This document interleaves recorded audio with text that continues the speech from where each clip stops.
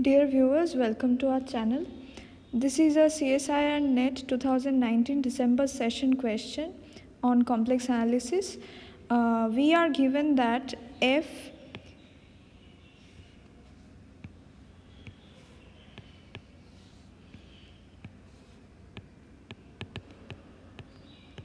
is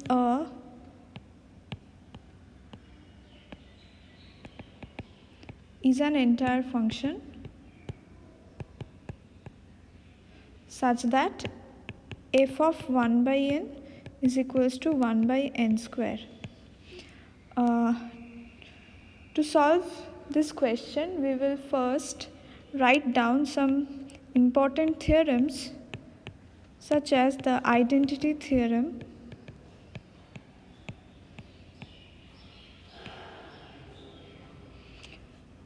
which states that if D subset of C is a domain and F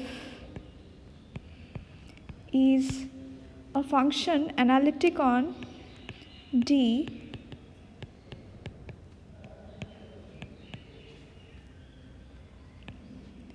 such that the set E0 equals to all those z in D such that fz is equals to 0 has a limit point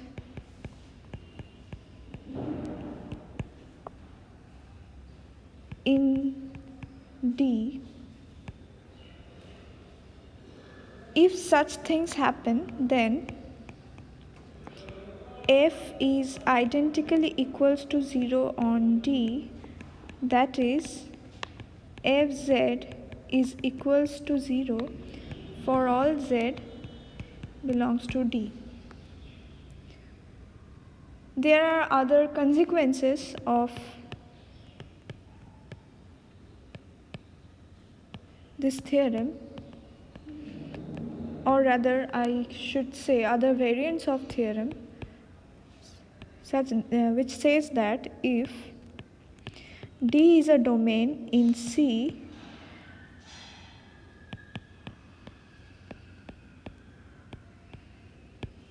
and f is a function analytic on D,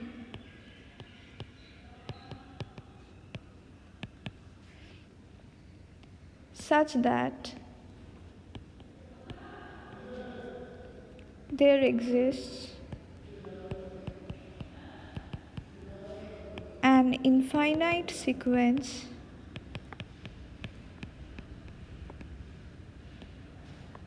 Zn of points in D such that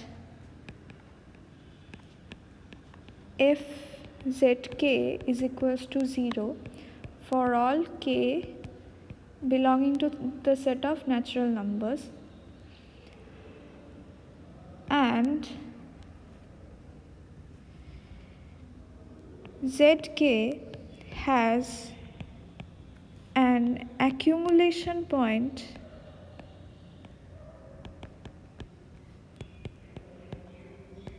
or limit point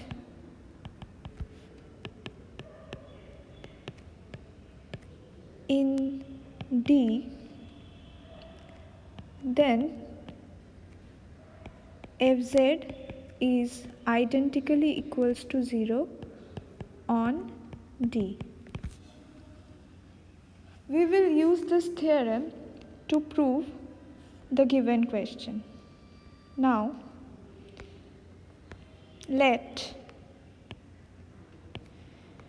gz be a function defined as fz minus z square. Since f is entire and also z square is entire, So gz has to be an entire function.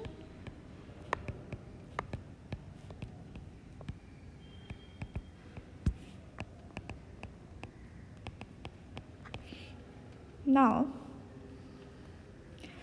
the set E naught, all those z in C such that gz is equals to 0.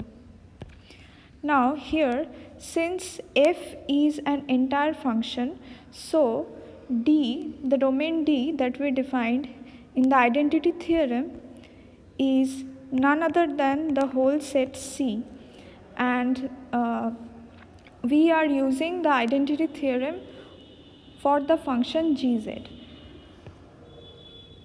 and we are also given that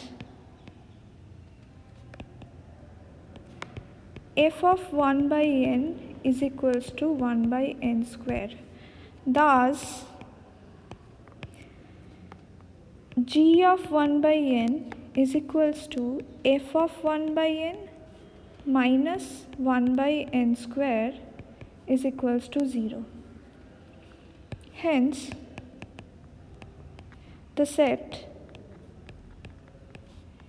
E naught is none other than the set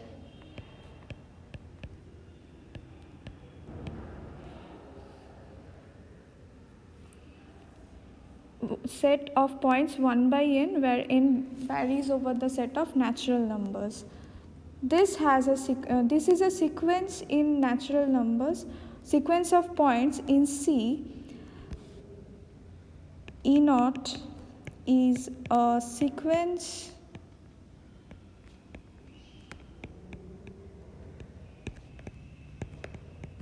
converging to the point 0 in the set of complex numbers. Thus, by identity theorem,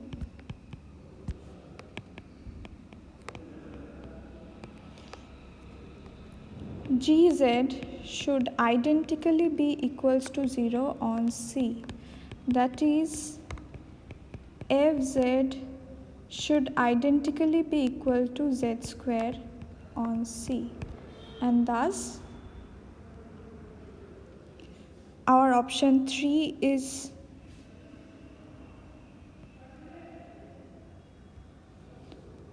the right answer.